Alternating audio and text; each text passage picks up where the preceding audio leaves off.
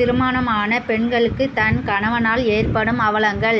திருமணமான சில காலங்கள் வரை செல்லம், குட்டி, அழகி என்றெல்லாம் கொஞ்சிவிட்டு சில வருடங்கள் ஆன பிறகு அப்படியே பேசாமல் இருப்பதும், கோபம் கொள்கிறேன் என்ற பெயரில் கெட்ட வார்த்தைகளால் பேசுதல், ஒரு நாள் சாப்பிட்டால் உப்போ உரைப்போ கூடிவிட்டால் தினமும் இப்படித்தான் செய்து கொண்டிருப்பது போல் எரிந்து விழுதல்.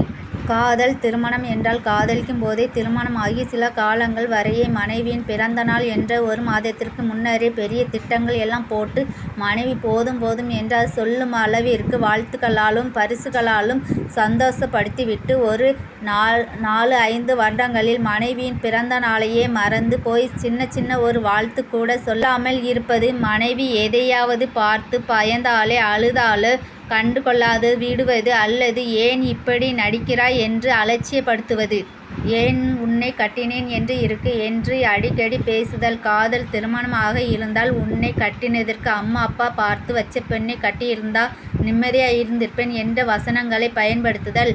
தன் மனைவிற்கென்று தனித்தன்மை இருப்பதை உணராமல் தன் அம்மாவுடனே அக்கா தங்கச்சியுடனே ஒப்பீடு செய்து பேசுவது. பிற உறவுகளிடம் மனைவியின் குறைகளை கூறுதல்.